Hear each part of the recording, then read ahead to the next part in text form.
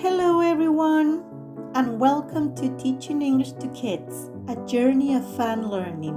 I'm Paola Pando. Have you ever felt unsure about how to teach English to young learners? You are not alone. Most English teachers never learn the right methods in college. Hello again, I'm Paola Pando. I started as a preschool teacher, and when I decided to teach English to my little students, I realized I needed to learn more. I fell in love with English and went back to the university to specialize in teaching English to children. Now I want to invite you on this amazing journey. Teaching English to kids is one of the most rewarding experiences you can have as a teacher. It might seem simple, but it's not always easy. That's why I created this podcast, and I'm designing also a course to give you the essentials, the foundations you really need to teach young learners effectively and with confidence. Are you ready to take on this challenge? This podcast is dedicated to you, the incredible teachers and educators who are on the front lines, trying to make a difference on one English word at a time. Before we dive in, let me introduce myself properly. My name is Paola Pando. I am Chilean, and for the last 25 years, I've been right where you are, in the classroom. I've taught English to toddlers, teenagers, and every age in between. I'm originally a preschool teacher, and at the age of 25, I wanted to teach English to my students. I went back to the university and I got a diploma in English language teaching for elementary students. Then, I got a master's degree in teaching English as a foreign language. I certified my level of English with FCE, IELTS, and recently English Score. And I have been teaching how to teach English to children at the university since 2008. I'm also a consultant and an advisor. I have trained teachers from different schools, supporting them in the process of changing and incorporating suitable methodologies to succeed in their classes. And finally, I'm a PhD candidate in a doctorate in education program. I've experienced the highest of the highs, like the moment a shy student finally raises their hand with confidence, and I've definitely experienced the lows, like that sinking feeling when activity we're so excited about just doesn't work. My journey led me to specialize in supporting teachers or anybody who wants to be introduced in early childhood language acquisition.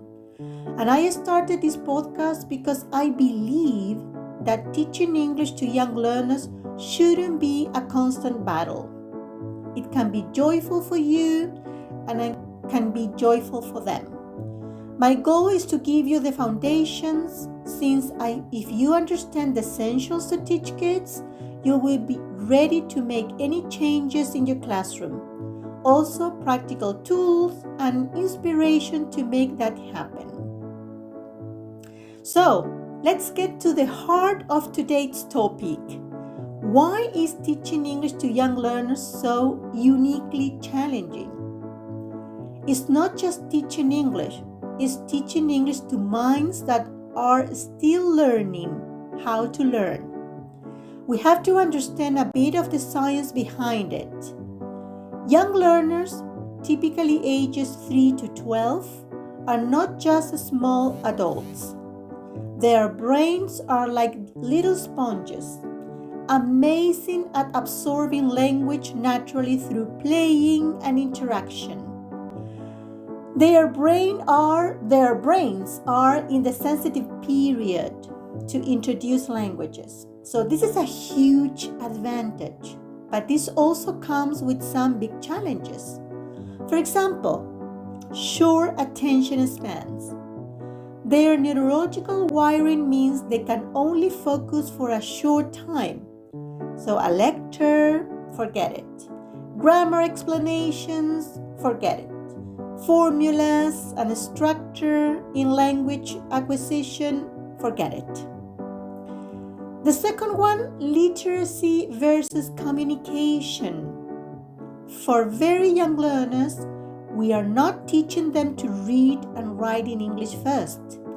We are teaching them to listen, comprehend, and speak. We are building the oral foundation. Everything else will stand on. So from oral to written, from comprehension to production. That's the right way we need to follow when we teach young learners. Another point, kinesthetic needs. They need to move. They learn by doing, touching, playing. They need to have experience in language. So asking them to sit still and complete a worksheet is often fighting against their very biology. They need to experience the language because they focus on communication. So structure is not enough. I mean, they don't understand structure. They don't abstract concept because abstract thinking is not developed. See, we are going to see that in the future. So knowing this about kids, let's talk about what this means for us, the teacher. What are the real struggles we face day to day? Classroom management. How do you manage a game without it getting too loud?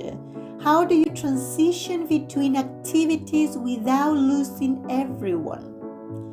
So there are many things we need to know before going and planning about teaching English to kids. One of the things is the pressure of silent face.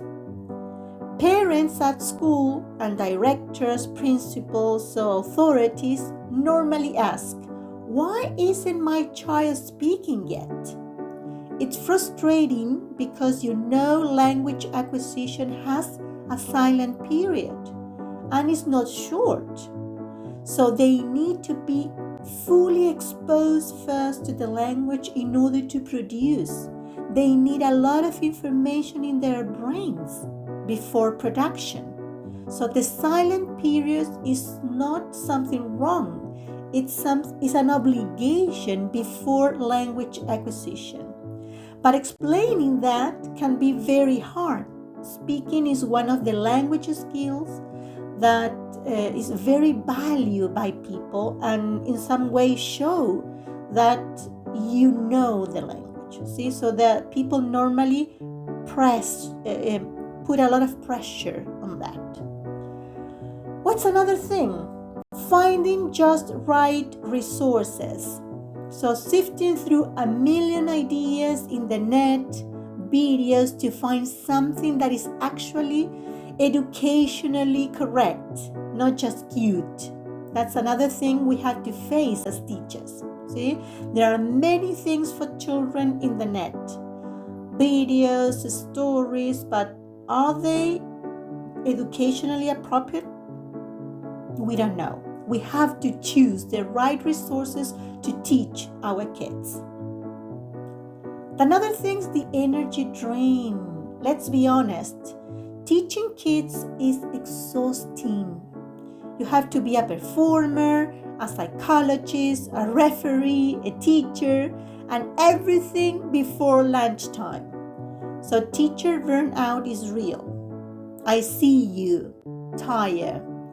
I've lived every single one of these struggles, but it's possible. It's totally possible to teach children without failing in some way. See, what is the promise of this podcast? There are good news.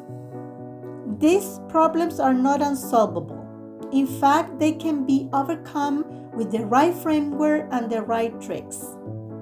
That's what this podcast is all about.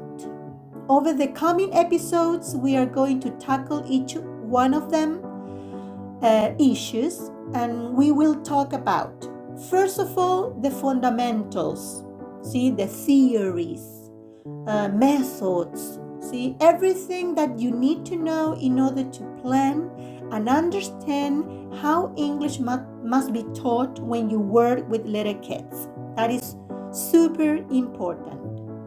Activities, how to structure a lesson to manage energy and focus.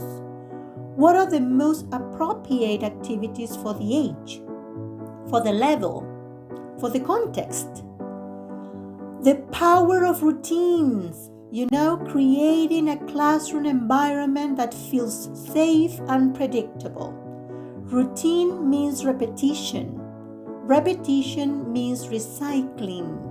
And recycling means learning. We will see that lots of repetition, exposure, practice is essential for language acquisition.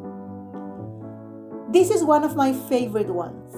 Using stories and songs, not just as fun extras, but as a powerful core teaching tools. Stephen Krashen, an American linguist, always says, reading is one of the most powerful tools for learning acquisition. So we need to teach in that way. We need to tell children stories and work with them. And finally, assessment for young learners. How to check for understanding without stressful tests. So, do you think this podcast is for you? I hope so. Next week, we are starting with a big one, the fundamentals to understand the way kids must be taught. If you're excited about this journey, as I am, please make sure to follow or subscribe to the podcast right now so you don't miss any episode. I also love to hear from you. What's your biggest challenge in the classroom? What do you need? See, we can construct, we can build these podcasts together. I'm in LinkedIn and Facebook. Right now, you can find me with my name, Paola Pando. So thank you so much for listening. And remember, a great teacher doesn't just teach a language. They inspire a love for learning. So keep making a difference. I see you next time. Bye, everyone.